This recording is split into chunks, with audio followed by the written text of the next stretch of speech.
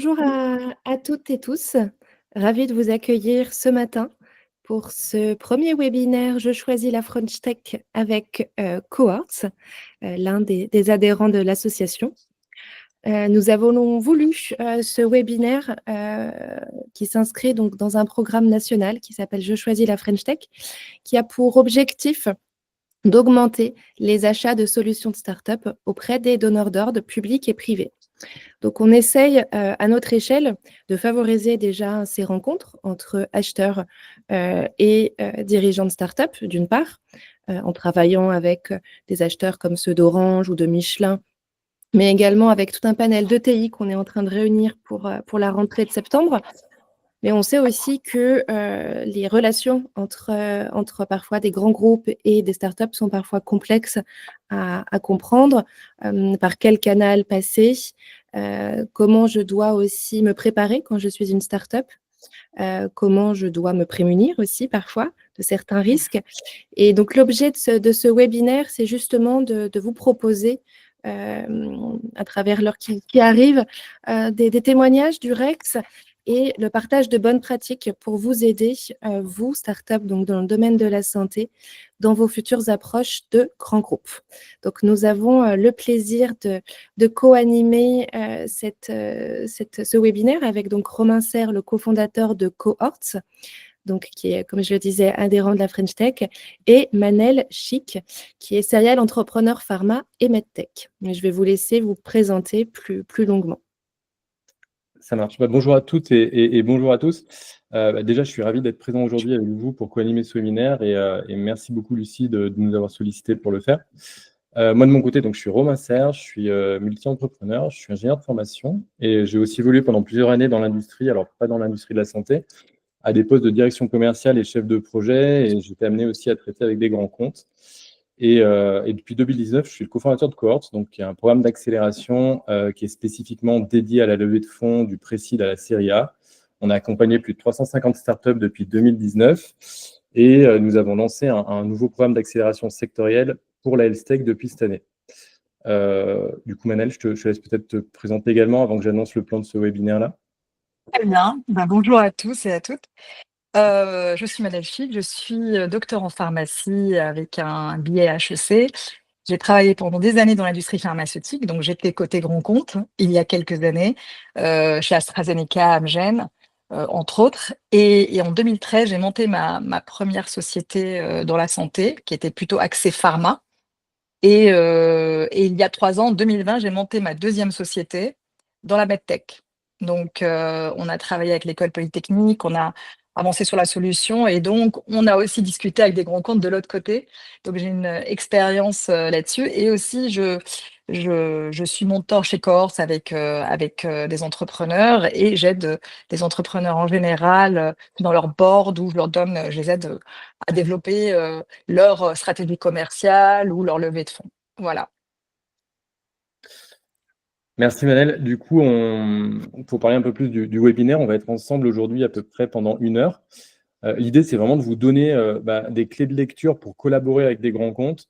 Je ne sais pas si parmi vous, vous êtes toutes et tous des entrepreneurs et le niveau de maturité que vous avez sur ce sujet-là, mais dans le secteur de la santé, c'est un exercice qui n'est pas facile, mais pourtant incontournable pour réussir.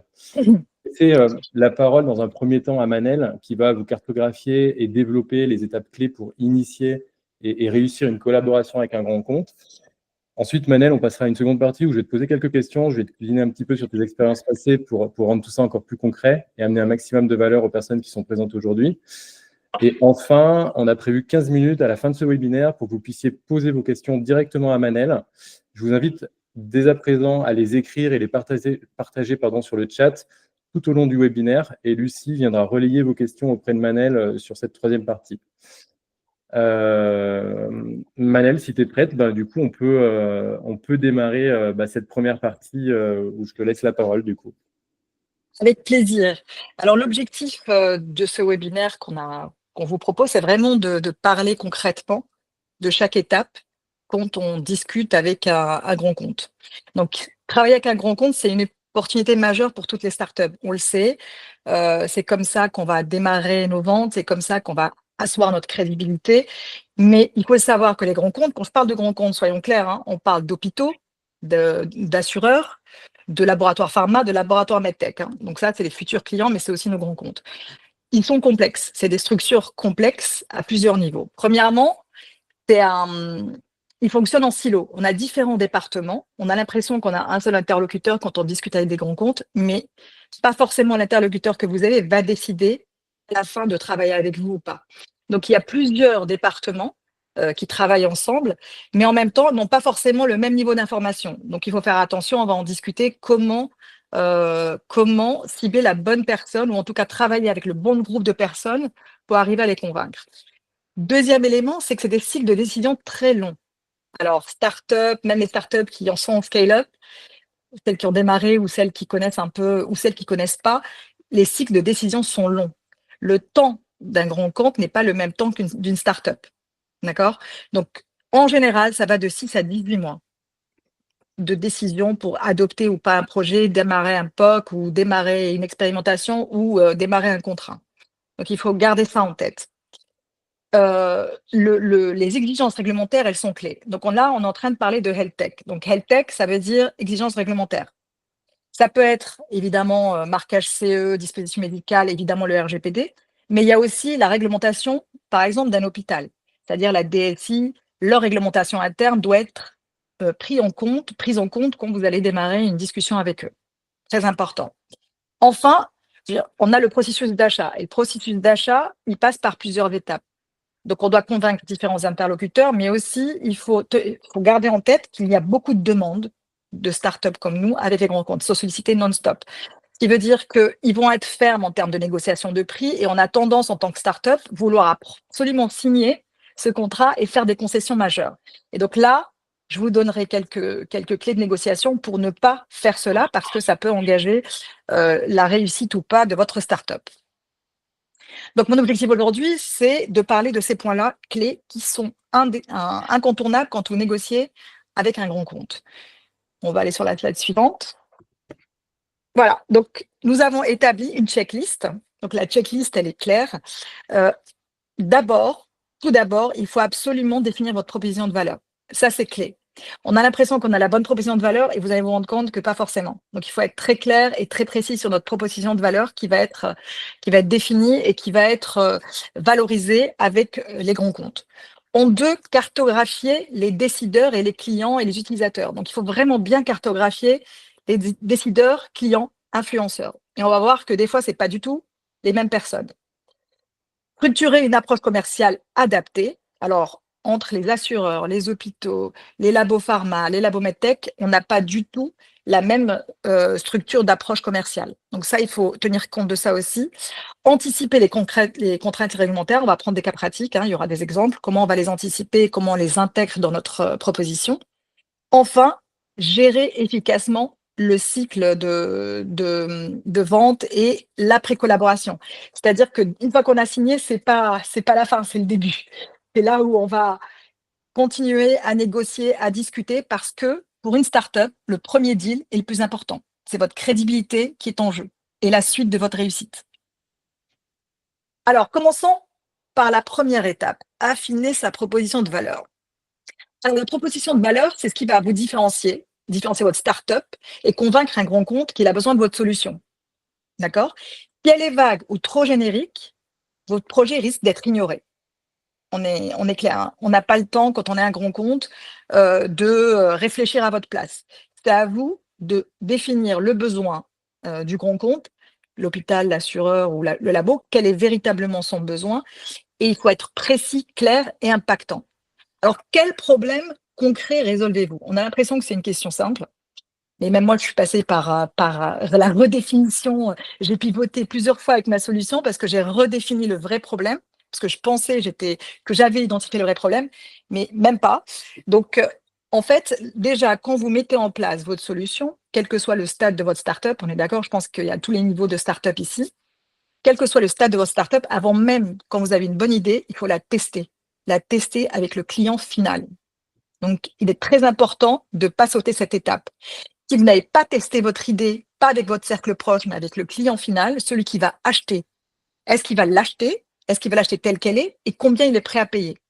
Ça, c'est des éléments que vous devez absolument intégrer dès le départ, avant même de créer votre société.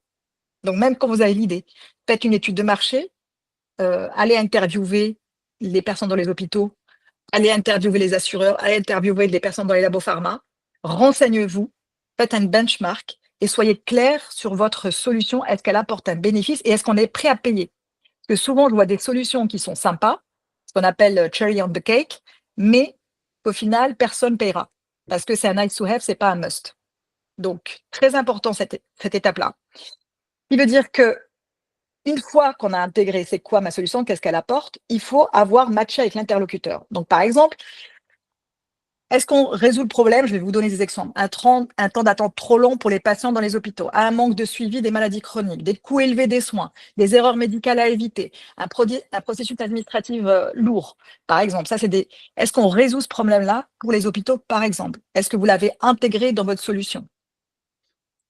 Alors, quand on parle de proposition de valeur vague, je vous donne un exemple. Gestion du temps d'attente dans les hôpitaux. Alors, si j'entends une proposition de valeur en tant que grand compte, une start-up qui me dit nous optimisons l'expérience patient avec une meilleure gestion de RDV, de rendez-vous, ok, ça c'est pour moi générique, c'est pas précis. Une bonne proposition de valeur, c'est notre algorithme de triage réduit le temps d'attente aux urgences de 30%, permettant d'absorber 20% de patients en plus, sans embaucher de personnel soignant en plus. Ça, c'est une proposition de valeur qu'un interlocuteur comme un hôpital peut comprendre parce qu'il voit exactement comment je vais utiliser cette solution et qu'est-ce que ça va m'apporter en termes de ROI. C'est pour ça que je parle de proposition de valeur précise. Exemple, pour les assurances, suivi des maladies chroniques, on va prendre le diabète. Une proposition de valeur générique, c'est notre plateforme aide les patients à mieux gérer leur maladie. OK. Je suis assureur, moi ce que je veux savoir, c'est par exemple, grâce à notre solution de télésurveillance, par exemple, les patients diabétiques réduisent de 40% le risque d'hospitalisation, générant une économie annuelle pour vous, l'assureur, de 3 millions d'euros. Ça me parle, c'est efficace, je comprends tout de suite, j'actionne. Donc, je vous donne des exemples un peu en fonction des grands comptes, comme ça vous voyez un peu ce que je veux dire. Il faut être précis sur votre proposition de valeur. Qu'est-ce que vous apportez concrètement à votre interlocuteur? Pourquoi votre solution est différenciante et indispensable? Alors, encore une fois, les grands comptes, ils reçoivent des dizaines de propositions par semaine. Ne croyez pas que vous êtes les seuls. Il y a plein d'idées, il y a plein de propositions qui soient innovantes ou pas. Ils en reçoivent énormément. Donc, il faut vous sortir du lot. Et comment sortir du lot? C'est être précis sur ce que vous offrez et comment vous la rendez unique. C'est-à-dire bien connaître quels sont vos concurrents. Faites votre étude de marché en disant, dans cet hôpital, par exemple, quelles sont les autres solutions semblables qui existent. Et ça, cette info, vous l'avez dès le départ. Vous vous souvenez quand je vous ai dit au tout début, avant même de démarrer sa boîte ou avant même d'aller plus loin, bien checker, bien faire une étude du marché avec votre client final et voir dans cette étude de marché qu'est-ce qu'il utilise actuellement. Ça, c'est une question clé. Qu'est-ce qu'il utilise actuellement? C'est comme ça que vous saurez dans cet hôpital quelles sont les autres solutions utilisées. Et c'est comme ça que vous allez vous différencier. Au-delà de la proposition de valeur, c'est comme ça que vous saurez. Est-ce que vous différenciez par le prix, vous différenciez par la qualité, par la rapidité? Donc, il y a plein de critères que vous voulez savoir dans cette étape-là. Et c'est ce que vous allez remettre sur la table quand vous allez négocier avec les grands comptes. Alors, il faudra des résultats tangibles. Alors ça, je pense que quand on est dans la health tech, on le sait déjà, mais voilà, je le dis quand même. Les grands comptes, ils ne veulent pas de promesses. Ils veulent des bases scientifiques, études, par exemple cliniques, ou des preuves scientifiques que votre solution va démontrer ce que vous dites, va apporter ce véritable bénéfice. Donc, des données chiffrées, des études de cas, des essais cliniques, donc un ROI, tout ça, tout ce qui est chiffré, clé, démontrable, doit être présenté au grand compte. Si on est flou sur ces données-là, si on ne sait pas où on en est, si on n'a pas avancé sur cette étape-là, eh bien le grand compte ne va pas vous considérer comme sérieux. Il va attendre, il va vous dire revenez me voir quand vous aurez fait cette étape-là. Donc dès le départ, sachez à quel moment vous démarrez la discussion avec le grand compte. Pas trop tôt. Des fois, il vaut mieux attendre, bien développer son MVP avant d'aller voir un gros compte. Parce que, comme toujours dans tous les business, que ce soit la santé ou ailleurs, on a la première perception. le premier contact, la première discussion, elle est clé. Donc, il vaut mieux être impactant dès le départ que revenir en arrière et essayer de trouver des éléments de discussion alors qu'au départ, on n'est pas bien parti. Donc, il vaut mieux bien partir et avoir des preuves. Alors, je ne dis pas qu'il faut absolument avoir des études cliniques, puisque les études cliniques, on doit déjà travailler avec les hôpitaux et les convaincre. Mais déjà avoir un MVP ou quelque chose, ou un POC qui puisse démontrer ce que vous dites. Donc, si je résume bien la proposition de valeur, donc bien la valoriser, c'est-à-dire soyez spécifique. Donc, évitez les généralités, donnez des chiffres précis. Mettez en avant des preuves, des données, des études de cas, des témoignages clients. Ça peut être des solutions que vous avez déjà mis en place avec des clients, vous l'avez testé avec des testeurs, des bêta-testeurs. Ben, donnez vos témoignages de ces clients-là. C'est important. Démontrer un impact économique. Ça aussi, je disais tout à l'heure, études cliniques, mais il y a aussi le ROI. Ça, c'est clé pour les hôpitaux, clé pour les assureurs, par exemple, d'avoir cet impact économique. Quel est mon retour sur investissement? Si j'investis sur cette solution-là, qu'est-ce que je gagne en coût pour l'hôpital ou en personnel soignant? D'accord? Et soyez clair et concis. Donc, des éléments clés, quelques chiffres et une base scientifique pour étayer cela. Deuxième étape. Merci Romain. Cartographier les décideurs. Alors, ça c'est un très bon point parce que c'est là où commence la réflexion sur c'est qui est le décideur et quelles sont les personnes qui vont être impliquées. Alors, une fois que vous avez votre proposition de valeur claire, il faut identifier les bonnes personnes. Donc, les grands comptes, c'est des organisations complexes. Si vous adressez aux mauvais interlocuteurs, vous risquez d'être bloqué ou stagné. Donc ça, on le voit tous les jours et je vais vous donner des exemples concrets. C'est qui les décideurs clés? Alors, les décideurs clés sont qui? Dont les grands comptes, les décideurs, pour nous, start-up, je mets côté start-up, pour moi, le décideur, c'est celui qui va signer le contrat. D'accord? L'acheteur, c'est celui qui va négocier les prix et les conditions. L'utilisateur final, c'est celui qui va utiliser ma solution au quotidien. Et l'influenceur, c'est celui qui va recommander ma solution en interne. D'accord? Donc, vous voyez que déjà, on peut avoir ces 4 profils-là ne sont peut-être pas la même personne, voire généralement 99% des cas, pas du tout la même personne. Donc, si je vends une solution, par exemple, de télésurveillance à l'hôpital, donc la mauvaise approche, c'est que j'ai appelé le médecin, il me dit oui, très bien, j'aime bien votre solution, ok, je me dis dans ma tête, c'est bon, c'est gagné. Mauvaise approche. Le médecin, ce n'est pas le décideur final. Le médecin va l'utiliser, très bien, si vous le testez avec le médecin, très bien, il va l'utiliser, il va potentiellement recommander, mais il faut intégrer le directeur médical, la DSI, l'acheteur hospitalier, les autres médecins, les autres infirmiers. Donc, c'est plusieurs éléments. Le directeur médical, il va valider la pertinence clinique. Le DSI, directeur des systèmes d'information d'un hôpital, il valide la compatibilité technologique. L'acheteur hospitalier, c'est lui qui va négocier le contrat et le budget. Et les médecins infirmiers, c'est eux qui vont utiliser au quotidien votre solution. Donc, mon approche à moi, en tant que start-up, quand je vais négocier avec un hôpital, c'est de parler à tous ces interlocuteurs et leur parler de façon différente, parce que chacun a un objectif différent. Alors, on a parlé des décideurs clés, les utilisateurs finaux, on parle aussi, c'est les médecins, les personnes qui vont utiliser au quotidien. Donc, il faut savoir aussi que les médecins et le personnel soignant sont décisionnaires. Même si ce n'est pas eux qui vont acheter au final, parce que le budget ne dépend pas d'eux, il y a des budgets qui sont négociés au niveau de l'hôpital, c'est très important de parler avec eux pour qu'ils soient avocats de votre solution. S'ils aiment l'outil, ils vont le défendre. En revanche, si un médecin n'aime pas l'outil, c'est là où tout s'arrête. Pour la simple et bonne raison, c'est que si le médecin n'est pas convaincu, il ne va pas utiliser l'outil, l'hôpital ne l'achètera pas. Ça, c'est clair. Donc, il faut travailler avec tous ces interlocuteurs en parallèle.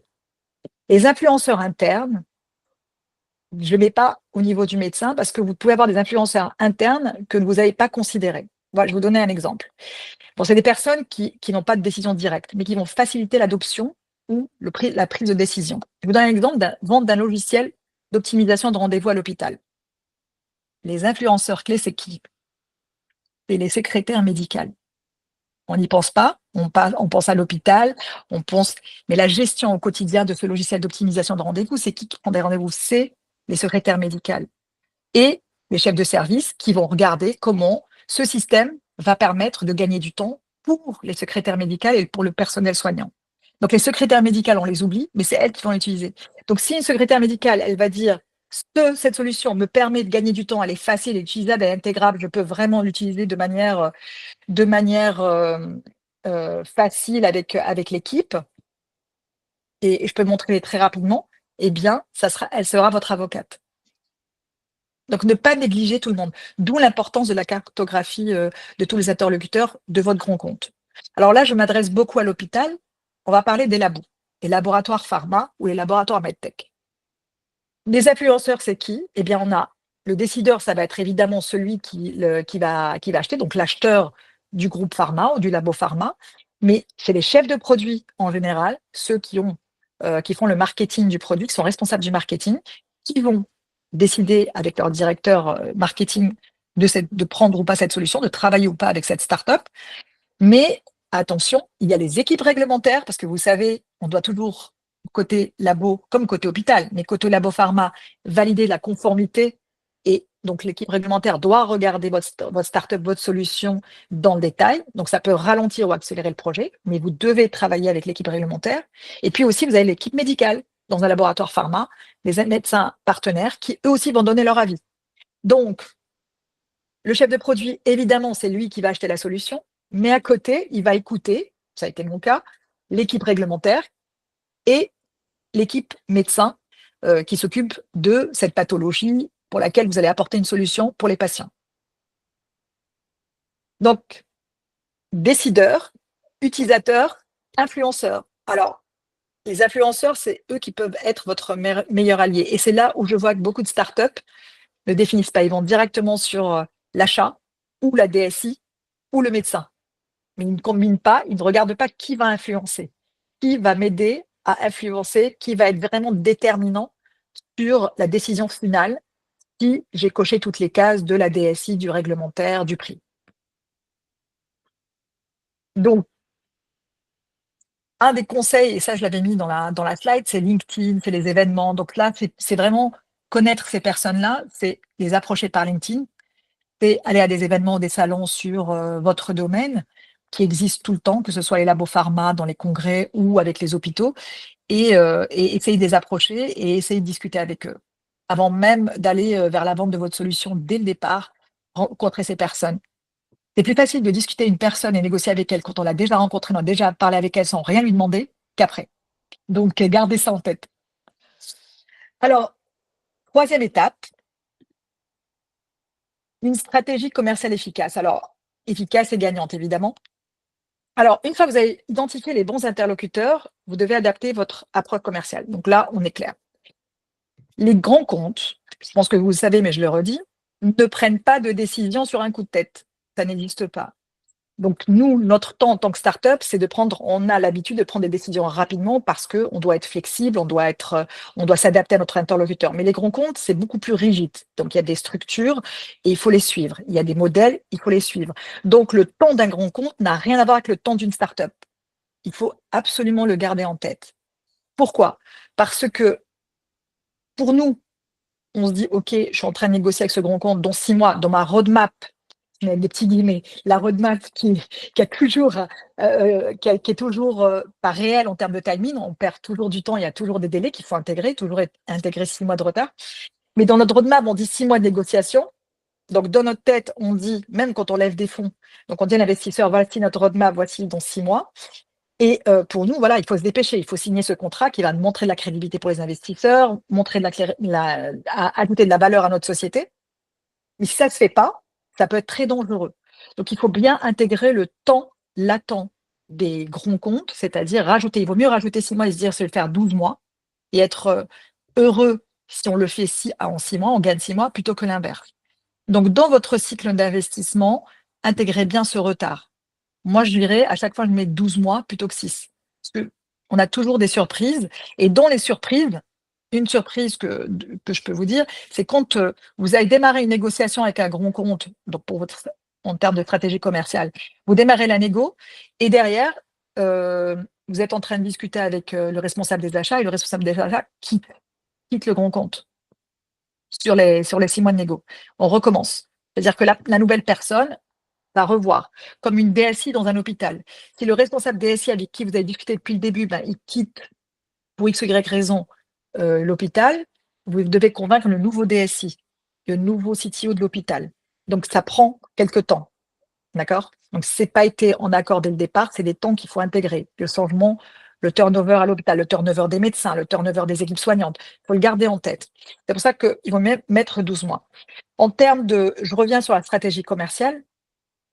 Alors, il y a plusieurs éléments. C'est-à-dire que stratégie commerciale, je vous ai parlé de la proposition de valeur, je ne vais pas revenir là-dessus. C'est votre proposition de valeur, c'est aussi votre message marketing, ce qu'on appelle Unique Selling Proposition. Quel est votre message clé? Donc ça, vous le travaillez au niveau marketing et il y a des méthodes pour le faire. Et c'est très simple, enfin c'est très simple. Il faut choisir des messages clés qui reviennent souvent et qu'on développe avec nos interlocuteurs. C'est-à-dire matraquer le même message. Quels sont mes avantages? Qu'est-ce qui me différencie de ce qui existe aujourd'hui? Donc ça, c'est vos messages clés, on ne va pas parler de ça. Quand on rentre dans le pitch, il faut l'adapter. Donc comme je vous disais tout à l'heure, dans un hôpital, le DSI, le directeur des systèmes d'information, il veut savoir si l'outil est compatible avec les logiciels existants. Donc s'il n'est pas compatible, ça va déjà être une barrière à l'entrée. L'hôpital ne va pas acheter un autre logiciel pour intégrer votre solution. Vous devez vous intégrer à l'existant de l'hôpital. D'où la première étape, je me renseigne comment fonctionne l'hôpital, qu'est-ce qu'il utilise. Et pas tous les hôpitaux, parce qu'on a le privé et le public, en France ou à l'étranger, si vous partez au niveau international, parce que j'ai beaucoup travaillé et je travaille toujours avec beaucoup de pays dans le monde, ce n'est pas du tout les mêmes systèmes. Donc, il faut garder ça en tête. Le deuxième élément, c'est le directeur médical. Le directeur médical, il veut l'outil qui améliore la qualité des soins. Donc là, vous avez un argument médical. Voilà, avec les essais cliniques qu'on a fait sur 500 patients, on a eu 20% de succès, on a eu 6 mois de moins d'hospitalisation calculée, on a eu tel coût qui a été réduit. Donc voilà, ça c'est pour le directeur médical. Le directeur financier, ROI, les coûts pour l'hôpital. Quels sont les coûts que je réduis pour mon hôpital en termes de, par exemple, moins de lits occupés. Donc, ça peut être un sujet qui est important, évidemment, le turnover. Moins de temps pour le personnel soignant. Ils vont consacrer moins de temps sur cette tâche-là, donc ils vont être plus concentrés sur une autre tâche. Donc, ça peut être aussi un argument financier important avec le directeur financier. Donc, là, on parle du pitch. Donc, votre pitch, c'est comme ce que vous avez l'habitude de faire pour les pitchs investisseurs, en plus d'adapter, sans parler évidemment de levée de fonds, mais je parle du pitch, c'est quel est le problème que je résous pour vous, pas en général, pour vous, tel hôpital, pour vous, tel assureur, pour vous, tel labo pharma. Qu'est-ce que je résous comme problème? Quelle est ma solution? Comment elle s'intègre au sein de votre hôpital? Voilà. C'est ça les points clés que vous devez avoir et comment je mesure mon ROI, comment je vous aide à mesurer votre ROI. Deuxième élément, c'est le business case. Donc, les business case, c'est voilà, des data. C'est des data, c'est combien je mets, donc dans mon pitch, j'intègre mon business case, c'est-à-dire si vous utilisez ma solution aujourd'hui, voici les résultats que vous aurez dans 6 mois, dans 3 mois, dans 3 ans. D'accord? Et il faut faire le business case. C'est très important. Et quand je travaillais dans le monde de la pharma, dans l'industrie pharmaceutique, côté marketing, c'est la même chose. Quand on travaillait avec des médecins, on parlait de notre produit, notre médicament aux médecins, on faisait des cas patients. C'est important que le médecin se projette sur un patient qu'il va voir et comment notre produit va améliorer la santé de son patient. Donc, c'est important de se projeter. C'est pour ça que je parle de business case solide, c'est-à-dire se projeter. C'est-à-dire que vous allez vous mettre à la place de votre interlocuteur et mettre un business case. Imaginons qu'on démarre aujourd'hui. Voilà, par rapport à vous, si vous avez une trentaine de patients, voilà ce qui va se passer. Voilà le résultat que vous allez avoir. Et on va le mesurer ensemble parce que vous allez voir qu'il faut des KPI avec les grands comptes. C'est-à-dire qu'on ne laisse pas les choses comme ça. On essaye de mesurer des KPI pour savoir exactement si on a atteint nos objectifs et si on continue à collaborer ensemble. Donc, business case, très important, donc le cas patient, le cas, on peut l'appeler business case, moi on peut l'appeler le cas grand compte, vous l'intégrez dans votre pitch. Alors, proposer une formule, le bon format de collaboration, une bonne formule de collaboration, ça peut être plusieurs étapes. Encore une fois, dépend de votre startup. Donc, il y a différentes possibilités, ça peut être le POC. Vous devez démarrer un POC avec un grand groupe. Eh bien, POC, Proof of Concept, donc c'est petit, périmètre délimité, petit nombre de patients et un petit timing. Ça peut être jusqu'à 3 mois, voire 6 mois, un POC, ça dépend. Donc ça, c'est un modèle que vous pouvez travailler avec l'hôpital ou quel que soit je regarde les questions défiler, excusez-moi. Je répondrai à vos questions après, pas de problème. De proof of concept, donc c'est délimité dans le temps, c'est délimité avec le nombre de patients, c'est toujours limité dans les contrats que vous faites POC avec les grands groupes. Donc ça, c'est pour un objectif, pour vous de valider votre solution. Le POC, c'est je valide ma solution. Donc là, c'est un contrat différent. Pilote. Il y a des modes de pilote, c'est-à-dire vous avez déjà fait le POC, maintenant je fais un pilote, c'est un déploiement limité dans un service ou une région avant de déployer à grande échelle. Donc vous pouvez dire, voilà, mon POC est validé, tout est bon, l'hôpital ou l'assureur ou le labo va dire OK. On va commencer par exemple sur tel type de patient ou telle thérapie ou tel service et après, on voit comment ça se passe et si ça marche bien, je vais déployer dans d'autres services, dans d'autres pathologies, votre solution. D'accord? Donc, ça peut être un pilote qu'on vous demande et vous devez faire cette concession-là en vous disant, bon, OK, je commence par un pilote, on signe dans mon contrat qu'après, que si le pilote est réussi, on travaille ensemble. Après, en 3, c'est le contrat direct. Donc, contrat direct, c'est la solution, elle est déjà validée, tout va bien, je signe un contrat et c'est pour un déploiement. Ça peut être jusqu'à 3 ans, 5 ans, 1 an, 2 ans, ça dépend de votre solution et de votre interlocuteur. Alors, la politique de prix.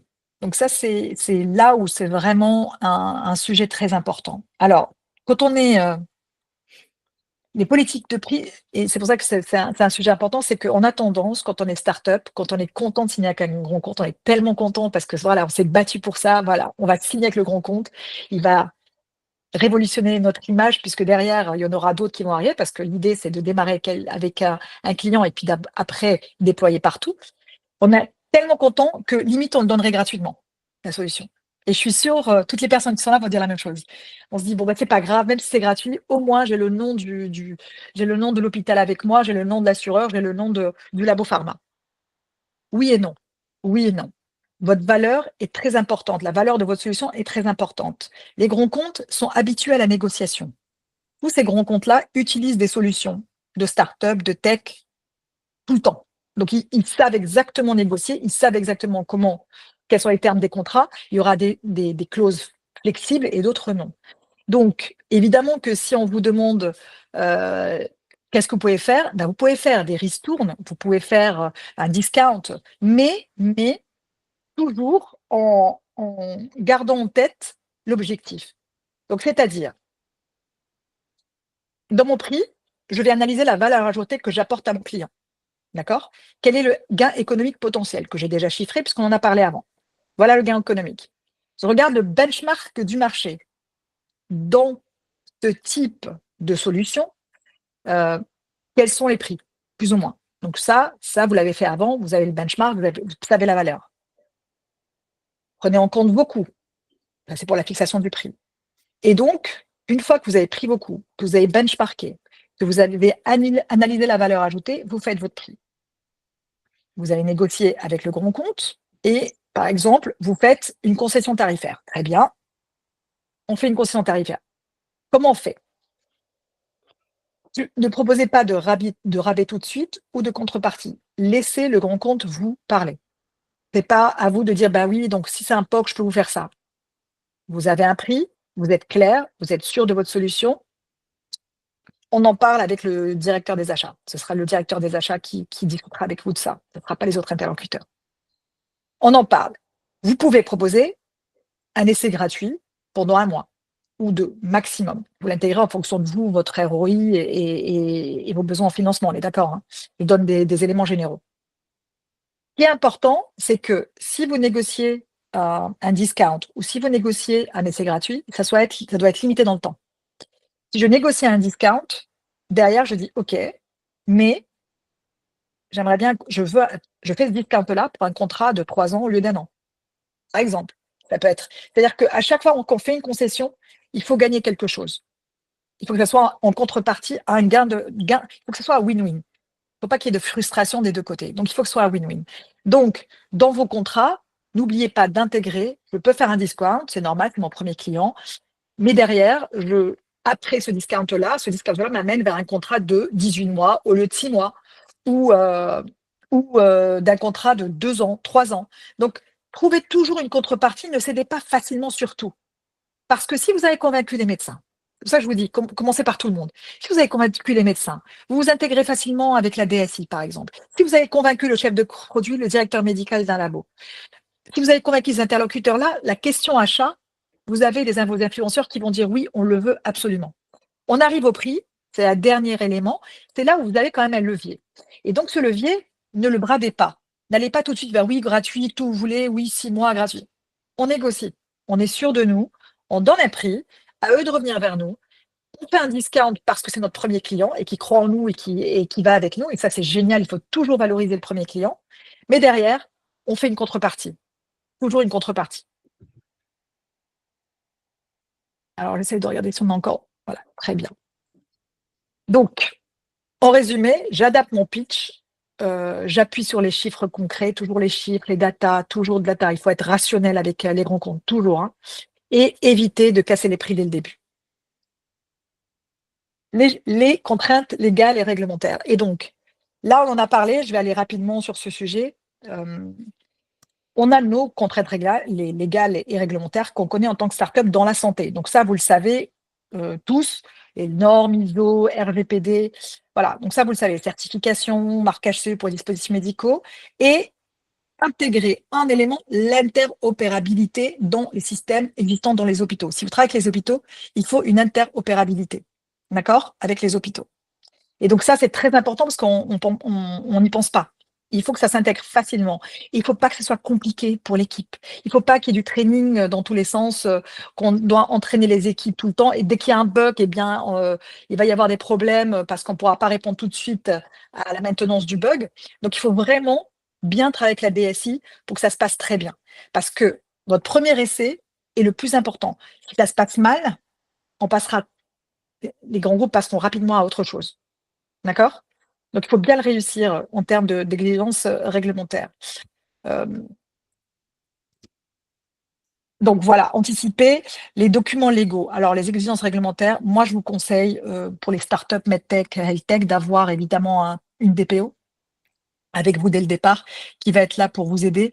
Moi, c'est ce qu'on a fait avec ma startup. Donc, qui vous aide, ça peut être freelance, qui travaille quelques jours par mois au début parce que vous n'avez pas encore votre solution. Alors, souvent, les startups, on se dit, bon, on n'a pas encore tous les fonds, pourquoi prendre tout de suite une DPO? Mais il faut le faire parce que c'est vraiment important. Il y a des choses qu'on ne voit pas, nous, en tant que cofondateur, CEO ou CTO, que la DPO va voir tout de suite et va être une grande aide. Et d'ailleurs, quand vous négociez avec les hôpitaux, par exemple, typiquement les hôpitaux, les DPO discutent entre elles. Hein. Donc, il faudra la DPO parce qu'un hôpital ne peut pas signer avec une start-up MedTech si vous n'avez pas un DPO qui va s'assurer la compliance en termes d'RGPD et la compliance en termes de toute la solution, comment elle va se déployer par rapport au patient final, par rapport à l'utilisation à l'hôpital. Donc, c'est très, très important que vous sécurisiez ce domaine-là avec quelqu'un qui soit expérimenté et qui vous aide. D'accord? Donc, quand je parle de documents légaux, honnêtement, moi, c'est un conseil que je vous donne, prendre toujours des experts parce qu'il vaut mieux payer un peu plus de votre budget, mais avoir de l'expertise derrière parce que vous allez gagner du temps, de l'argent, vous allez éviter des problèmes. J'ai vu des startups qui ne l'ont pas fait et que finalement, ils n'ont pas pu signer avec l'hôpital parce qu'ils n'avaient pas mis en place toutes les étapes dès le départ. Enfin, c'est vraiment important de démarrer bien. Il vaut mieux bien démarrer qu'après rattraper les erreurs du début parce qu'on perd du temps et de l'argent. Donc, je pense que là, je ne sais pas sur le timing, donc je vais laisser un peu de temps. Et donc, côté légal, je pourrais prendre des questions après, il n'y a pas de problème. Et donc, la dernière étape, c'est le cycle de vente et la pré-collaboration. Alors là, ça, c'est très important parce que on a l'impression que dès que le contrat est signé, ça y est, on y arrive. Eh bien non. Si le cycle de vente, avec les grands comptes, il est long et complexe. Donc, ça ne signifie pas que tout est gagné dès que vous avez signé un contrat. Il faut piloter la relation, démontrer l'impact et capitaliser sur le partenariat. D'accord? Donc, quand je dis développer la relation ou piloter la relation, c'est d'être là tout au long de cette relation. Si on démarre et on est content avec un hôpital ou avec un labo pharma, il faut être impliqué. On passe pas à autre chose. Et moi, souvent, ce que je dis aux CEO et aux cofondateurs, même avec le CTO et l'équipe, c'est que tout le monde soit impliqué sur ce premier client. C'est vrai qu'on est débordé quand on est une startup, on n'a pas beaucoup de personnes dans l'équipe, mais il faut absolument que le CEO soit impliqué avec ce client-là, de montrer que vous êtes là, de montrer, de faire régulièrement des feedbacks, avoir le feedback des équipes, travailler à l'amélioration de la solution, mais vraiment, il faut vraiment être présent, car c'est ça qui va définir la suite pour vous avec ce grand compte-là et va ouvrir les portes, parce que c'est le bouche à oreille dans la santé, et va vous permettre de communiquer aussi. Parce que ce qui est important aujourd'hui, c'est pour les startups, c'est de communiquer d'une réussite, d'une collaboration. Donc, avec une belle réussite comme celle-ci, les médecins vont parler autour d'eux, forcément. Les hôpitaux, ils sont ravis, mais vous aussi, vous l'utilisez en termes de vitrine par rapport à votre communication. C'est-à-dire le succès, pour vous, c'est génial. Et souvent, avec les labos ou même avec les hôpitaux, vous pouvez faire des publications ensemble sur votre solution. Il faut y penser, travailler avec les hôpitaux pour faire des publications qui mettent en valeur leur travail et le vôtre. Donc, c'est toujours important, quand on est dans la health tech, d'avoir un feedback de grands comptes qui sont établis dans la profession. Donc, n'oubliez pas une chose, je réfléchis, je parlais parce que j'ai vu une question tout à l'heure et c'est pour ça que je reviens dessus, le suivi des KPI. Alors, il y avait une question là-dessus. Les KPI, c'est en fonction de vos solutions. Donc, les KPI, c'est exactement ce que vous avez dit dès le départ.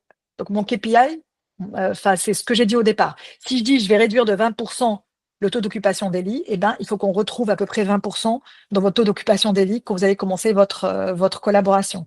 Si je dis que je gagne en productivité ou j'améliore les soins, eh bien, les chiffres que vous mettez à côté, il va falloir les démontrer avec l'hôpital. Donc ça, c'est important. Quand je dis KPI, c'est ça. C'est est-ce que j'ai délivré ce que j'ai dit? Donc, c'est à vous de fixer les KPI avec l'hôpital. C'est à vous de mettre en place ces KPI et de les suivre en fonction du temps que vous avez. C'est-à-dire, est-ce que c'est mensuel? Est-ce que c'est bimensuel? Est-ce que c'est au bout de 6 mois? Donc, c'est important d'avoir ces KPI qui, pour vous, vous dites, voilà, c'est factuel. On a réussi à faire ça. On peut même publier là-dessus après. Et pour l'hôpital, de lui aussi voir que c'est factuel. Parce qu'encore une fois, comme je l'ai dit au départ, il y a plusieurs départements et pas tout le monde communique. Donc, il faut avoir quelque chose, une fiche factuelle qui dit à tout le monde, qui accorde tout le monde, plutôt que ce soit une perception. Donc, voilà, donc la checklist, je m'arrête là pour laisser le temps aux questions. Donc, voilà, vous avez vu la checklist. Je pense qu'elle est claire. Si vous voulez plus après, n'hésitez pas à poser des questions. Eh ben, merci beaucoup, Manel, pour cette première partie déjà très riche. Peut-être avant d'entrer dans l'interview, je voulais dire 2 mots en fait, sur le programme d'accélération Health qu'on a structuré cette année avec toi, notamment Manel. On se connaît déjà depuis pas mal de temps et je tenais à te remercier énormément pour ta confiance et l'engagement que tu as aussi auprès des entrepreneurs. Comme on vient de le dire, en fait, le secteur de la santé, donc c'est un secteur qui est compliqué. Pour moi, c'est peut-être le plus compliqué que j'ai vu en termes de market access. Et c'est pour ça justement qu'on a souhaité structurer un programme d'accélération qui est dédié à ce secteur et qui a surtout en fait été co-construit et opéré par des entrepreneurs et investisseurs majeurs du secteur, dont Manel fait partie. Et donc, c'est un programme qui est 100% en ligne. On accompagne des startups partout en France, qui représentent à peu près 35 heures réparties en 9 semaines et qui repose sur un réseau de mentors exceptionnels, comme notamment Fabrice Romano, qui est le cofondateur de Terranova, Mathilde Rouzic, qui est la cofondatrice d'Eloker, ou encore Célia Maury, qui a développé Doctolib en Allemagne, ou également Willy Brand, qui est le cofondateur des fonds Daphne et du Galion.exe, qui investit également dans la health tech. Donc, c'est important de le dire, mais c'est un accompagnement qui est sur mesure, où l'objectif, c'est vraiment d'accélérer individuellement les startups qu'on accompagne dans leur market access, leur business et leur obtention de financement dilutif et non dilutif. Et la prochaine cohorte, elle démarre le 22 avril. L'appel à candidature, il est ouvert jusqu'au 8 avril. Donc, si vous souhaitez en savoir plus, on peut se prendre un moment pour en discuter. N'hésitez pas à m'écrire à l'adresse mail que je vais vous partager dans le chat, du coup. Et je vous propose maintenant qu'on passe à l'interview. Alors, je vous fais juste un petit rappel. Donc, si vous avez des questions qui vous viennent et que vous souhaitez poser à Manel, je vous invite à les écrire tout au long de l'interview et Lucie, du coup, les relaiera auprès de Manel dans cette troisième partie. Oui, alors juste Romain, ce que je voulais dire aussi avant l'interview, elle va être, c'est vrai, c'est vrai qu'on se connaît avec Romain et pourquoi je soutiens Cohorts et j'ai choisi de travailler Cohorts en tant que mentor, c'est parce qu'en fait, on a une vision assez claire, c'est-à-dire qu'il y a des accompagnements théoriques, je trouve, et il y a l'accompagnement avec des gens qui connaissent, qui ont les mains dans le cambouis. Tout ce que je vous ai raconté aujourd'hui, ces checklists et 5 points, je les ai vécus. Alors, j'ai perdu du temps, alors que j'avais travaillé dans l'industrie pharma avant, que voilà, quand on est entrepreneur, quand on a plusieurs projets, qu'on démarre des nouveaux projets, ben, on apprend aussi. On n'a pas la science infuse et on apprend en discutant avec les gens, en faisant de nous-mêmes, parce que moi, j'ai une solution que j'ai développée pour les hôpitaux et pour le personnel soignant. Donc, je sais, ce que je vous dis là, je l'ai vécu, je le travaille au quotidien, je vois d'autres startups dans les incubateurs aussi dans ce domaine-là, voir les points de blocage et comment on peut, et je les aide des fois à résoudre leurs points de blocage. Donc, ce qu'on a vu, ce que dit Romain sur ce programme HealthTech, il est vraiment fait par des gens, avec des gens qui connaissent exactement le sujet. C'est-à-dire, si vous allez me demander c'est quoi le market access, je ne vais pas vous dire, bon, alors, market access, c'est fixer un prix. C'est qui votre hôpital, c'est avec qui vous voulez travailler, comment on va vous aider à bien réfléchir, est-ce que vous correspondez à ce client-là et comment vous allez articuler, par exemple, votre proposition ou comment vous allez structurer votre approche pour y arriver. Donc ça, c'est pour ça que je le dis vraiment, Romain, parce que j'y crois beaucoup et je trouve que c'est assez bien d'avoir des gens qui disent les choses sans langue de bois pour aider les startups à réussir. C'est l'objectif. Oui, clairement. Enfin, nous la valeur qu'on a amenée, c'est vraiment dans le réseau de mentors qu'on a réussi justement à agréger dans ce programme. Mais merci pour votre témoignage. Avec plaisir. Désolée, je fais juste le timekeeper. Il nous reste environ 10 minutes ensemble. Alors, On peut, je pense, déborder un petit peu, mais il faudrait qu'on puisse répondre aussi à toutes les questions. Ça marche. Eh bien, je vous propose qu'on démarre l'interview et puis on s'arrêtera un moment pour laisser un petit peu de oui. temps du coup, à chacun pour poser ses questions. Peut-être en première question, Manel, toi, tu as la particularité et la richesse d'avoir vécu les choses des deux côtés de la barrière en tant que grand groupe et entrepreneur. Là, je vais plutôt faire appel à ton côté entrepreneur, mais est-ce que tu peux nous raconter une collaboration marquante entre une startup et un grand groupe à laquelle tu as participé et quels étaient les objectifs justement? Oui, alors, j'ai eu les deux côtés. Donc, côté startup, j'ai participé dans les deux côtés. Mais côté startup, ce qui nous intéresse aujourd'hui, oui, j'ai une collaboration que j'ai fait avec un grand compte. Je pourrais pas dire parce que pour des raisons de confidentialité, je ne peux pas encore le dévoiler. Ça a pris beaucoup de temps. Ça a pris beaucoup de temps. Pourquoi? Parce qu'on a démarré trop tôt, notre solution n'était pas prête. Donc, d'où le premier conseil. Donc, on avait un MVP avec un POC, mais on a démarré trop tôt par rapport au projet. Et qu'aussi, pendant la discussion qu'on avait avec ce grand compte, on a pivoté sur le projet grâce au retour du grand compte. C'est-à-dire qu'on avait une discussion avec eux pour démarrer. Et en même temps, le grand compte, il nous a aidés. Quand je dis le grand compte, c'était des médecins qui nous ont aidés à signer notre solution. Donc, c'était important parce qu'on a une très bonne relation. C'était des médecins incroyables qui nous aident au quotidien, et qui ont cru au potentiel et qui nous ont affinés. Donc, on a dû pivoter un peu, être un peu flexible. Donc, ça nous a fait un peu perdre du temps avec le grand compte. Et malheureusement, pendant la discussion, toute l'équipe a changé. Encore un exemple que je vous ai donné concret, l'équipe qui décidait de l'achat, enfin en tout cas de démarrer la collaboration, a changé. Donc il fallait tout redémarrer dès le départ avec la nouvelle équipe. Donc oui, c'était là, les objectifs, c'était de démarrer avec eux un essai clinique et ça a pris un peu plus de temps que prévu parce qu'on a dû affiner la solution et retravailler avec une nouvelle équipe. Alors, c'est vrai qu'un grand compte et une startup n'évoluent pas dans le même environnement, pas avec les mêmes timings non plus, et n'ont pas la même culture également. Et justement, est-ce que tu peux nous partager un cas où les différences culturelles entre startup et grand groupe ont posé problème et comment tu as réussi ou pas finalement à les gérer? Alors, ça, je vais pas j'ai pas d'expérience personnelle là-dessus, mais j'ai une expérience de start-up que j'ai connue dans mon écosystème. Et il y a eu je parlais de timing. Donc, la start-up voulait travailler avec un labo pharma et la start-up était en discussion avec le labo pharma depuis plusieurs mois sur un programme patient. Et donc, du coup, ce programme patient devait apporter tel chiffre d'affaires qui était calculé. C'était des négociations depuis plusieurs mois. Et ça a été aussi divulgué aux investisseurs. Évidemment, quand vous parlez avec des investisseurs, vous leur dites, voilà, dans ma roadmap, voilà le client, voilà ce qu'on va signer, voilà le montant qu'on va avoir, etc. Et finalement, ça ne s'est pas fait. Donc, le temps, comme je vous disais, le temps n'était pas le bon, c'est-à-dire qu'il fallait rajouter un peu plus de temps et travailler sur sa trésorerie ou en tout cas essayer de faire des levées de fonds en parallèle, histoire de combler ce temps-là. Mais ils ne l'ont pas fait parce qu'ils étaient persuadés de signer et d'avoir. Mais le laboratoire n'a dépriorisé cette solution dans son budget marketing, donc c'était plus la priorité, et ça arrive, c'est normal. Des fois, vous allouez des budgets pour d'autres choses, c'est pas la faute forcément du labo. Il y a des arbitraires budgétaires qui évoluent dans le temps en fonction du produit et la performance du produit pour un labo. Donc, ils ont dépriorisé et ils ont dit, on va décaler l'année prochaine. Trop tard, la boîte a dû malheureusement fermer. Et pourquoi? Parce qu'ils n'avaient plus la trésorerie, les investisseurs ne suivaient plus et ils n'avaient plus d'acheteurs. Donc ça, c'est important. C'est pour ça que le temps et la trésor, il faut vraiment garder en tête quand on négocie avec des grands comptes. Donc là, dans ce cas-là, c'est l'échec, pardon. Ouais. Et justement, en fait, de façon très concrète pour les entrepreneurs qui sont présents aujourd'hui, justement, est-ce qu'il y a des erreurs fréquentes que tu as vues dans ces partenariats et que les startups pourraient éviter? Alors, les erreurs, c'est ne pas avoir le bon état d'esprit et les codes. Donc, les codes, l'état d'esprit, c'est être flexible, résilient, ça, on le sait tous en tant qu'entrepreneur.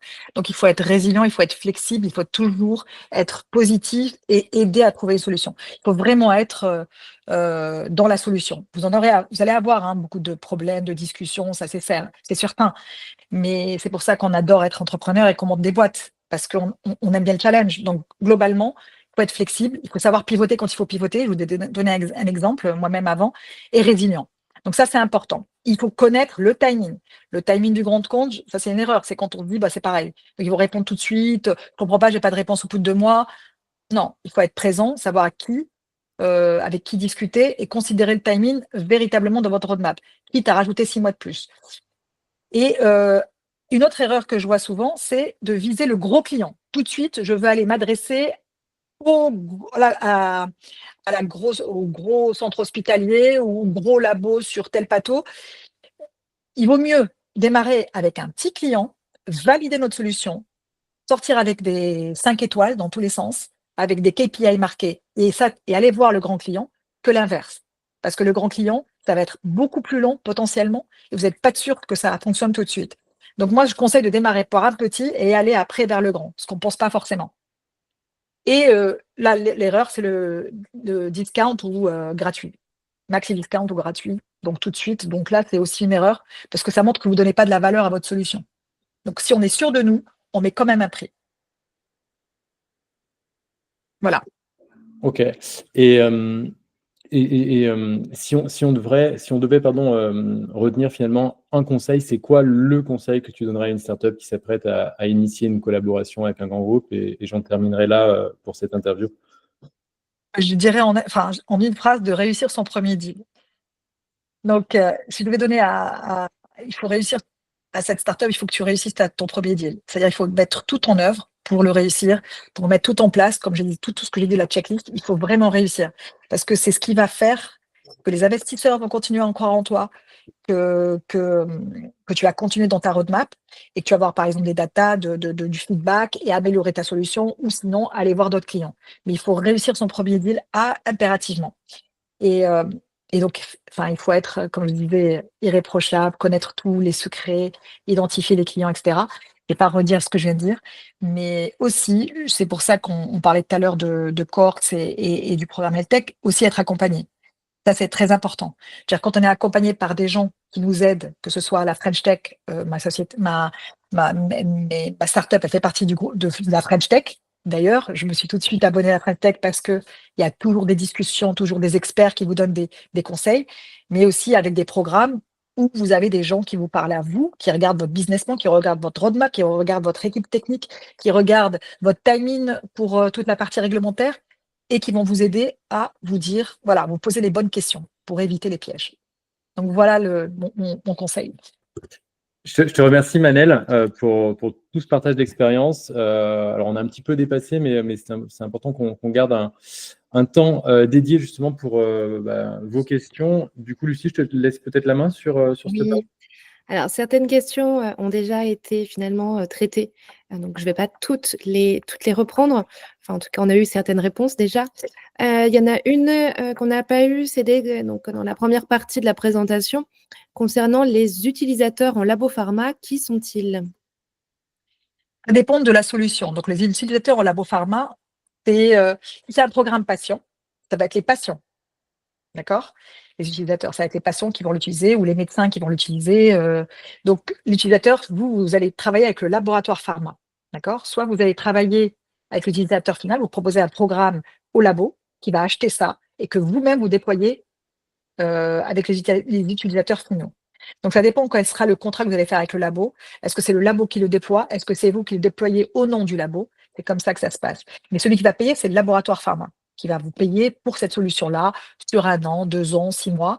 Mais c'est vous qui allez, et après c'est le contrat, je déploie moi-même ma solution et je vais voir les hôpitaux au nom du labo pharma. Donc, c'est un travail en équipe où c'est le labo pharma qui va vendre cette solution et qui va travailler avec les hôpitaux. Mais c'est vous qui travaillez avec le labo pharma. Je ne sais pas si je suis claire.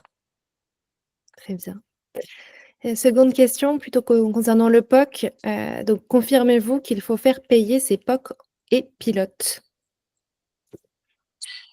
Très bonne question. Alors là, c'est une excellente question.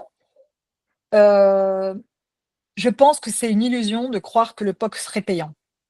Je pense que les hôpitaux ne payeront pas un POC, mais par contre, vous pouvez négocier avec eux qu'après le POC, vous démarrez quelque chose qui serait payant.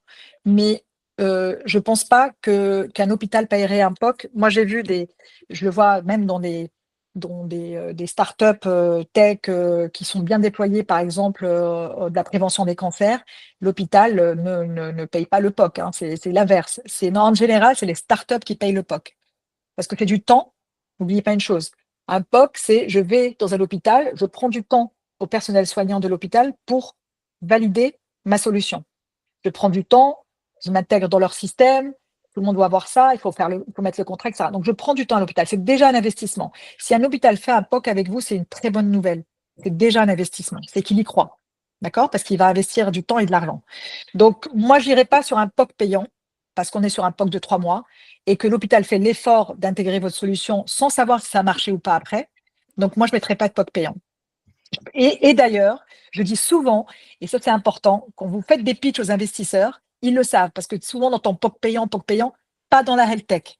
POC payant ailleurs. Dans la health tech, c'est déjà génial. Moi, je dis oui, bien sûr, c'est un POC payant, l'hôpital me le fait gratuitement. Mon POC, il me donne l'investissement des gens gratuitement. Et donc, c'est génial. C'est un POC que vous avez réussi à faire et voilà. Nouvelle question. Confirmez-vous que tous les discounts doivent être pris en compte dans le coût d'acquisition client?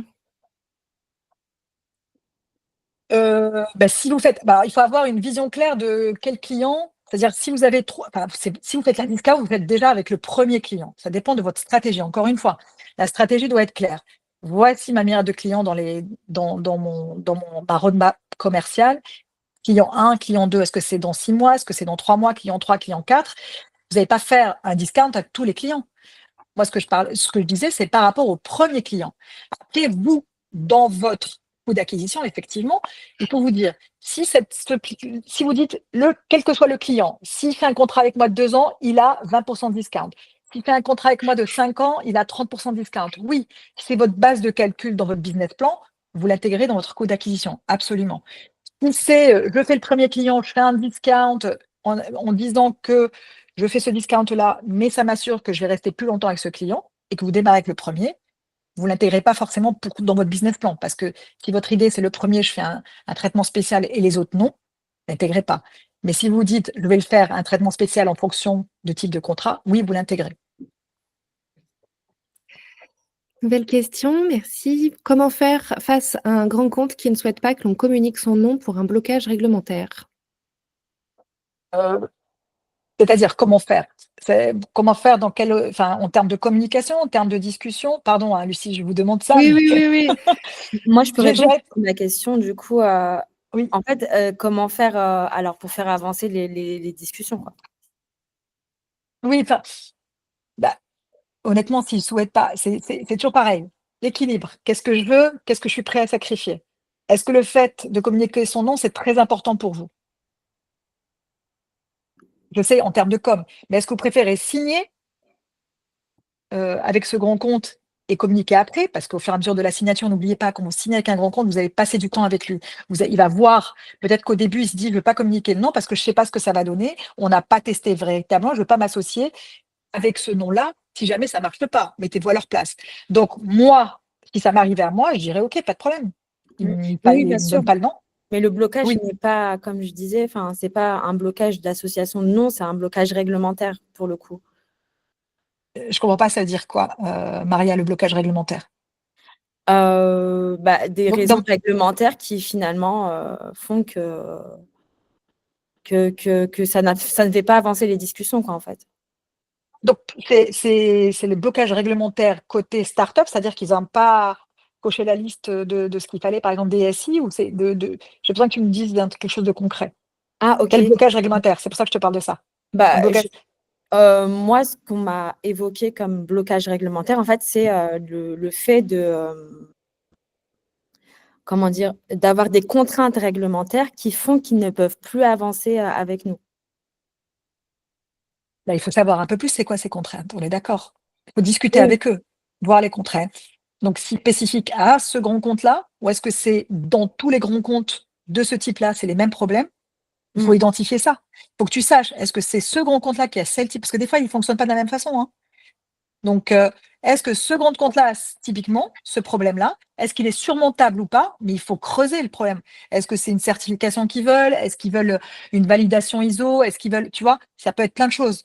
Mais si c'est un non total, est-ce que c'est quelque chose qui peut être corrigé? Donc là, tu peux dire, on va le corriger, on revient vers vous, et en même temps, tu regardes d'autres grands comptes qui n'ont pas ce problème-là, par exemple. Tu peux le faire en parallèle, parce que c'est important. Et si tu trouves, et si c'est un non catégorique, parce que ça ne pourra jamais être le cas, ben tu laisses tomber.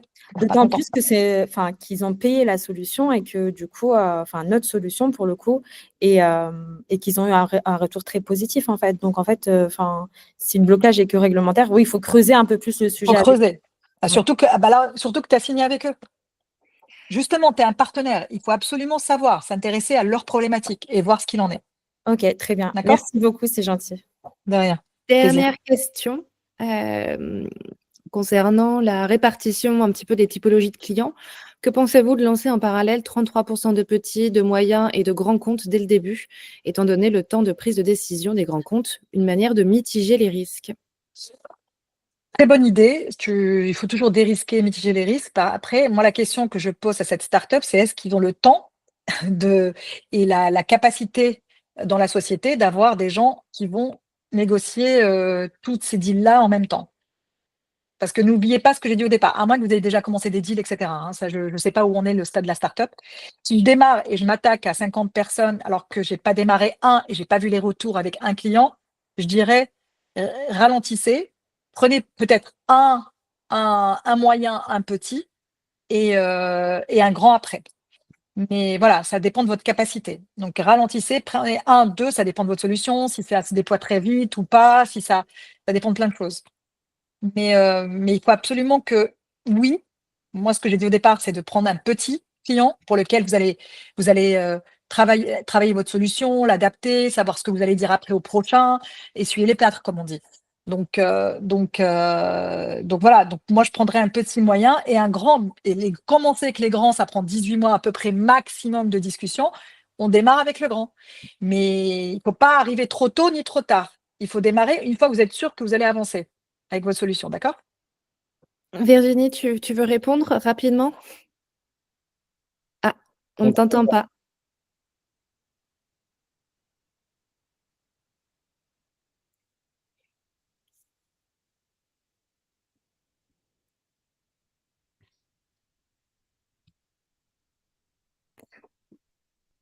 Bon, c'est C'est un problème de micro, visiblement. Désolée, Virginie. Dernière petite chose, il semblerait que certains d'entre vous se soient inscrits, enfin pas inscrits, mais soient quand même venus. Notamment Maria, par exemple, nous n'avons pas tes coordonnées. N'hésitez pas à me les fournir si vous voulez que je fasse le lien ensuite après avec Romain, avec Manel.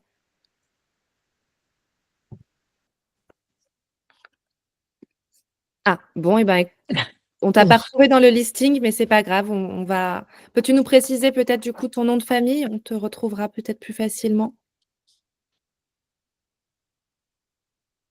Très bien, super.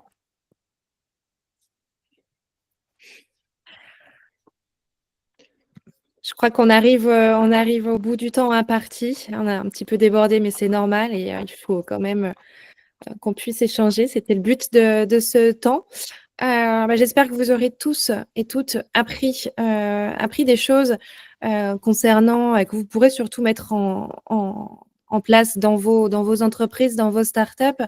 Un très, très grand merci, Manel, pour ton intervention. C'était hyper intéressant, hyper pertinent. Même si je ne suis pas start-up dans la health tech, j'ai beaucoup appris aujourd'hui. Merci à toi. Merci à toi, Lucie. Merci Romain, merci Rémi d'avoir fait le pari de co-organiser ce webinaire avec nous. Tout est enregistré, donc on pourra vous faire repasser les éléments. Effectivement, le replay sera disponible. On vous enverra le lien dès qu'il sera en ligne. Merci encore à toutes et tous. Je vous souhaite une excellente après-midi et puis une bonne pause déjeuner pour ceux qui y vont. Merci à tous et bon courage. Merci. Bonne journée. Bonne journée. Bonne journée. Au revoir. Au revoir.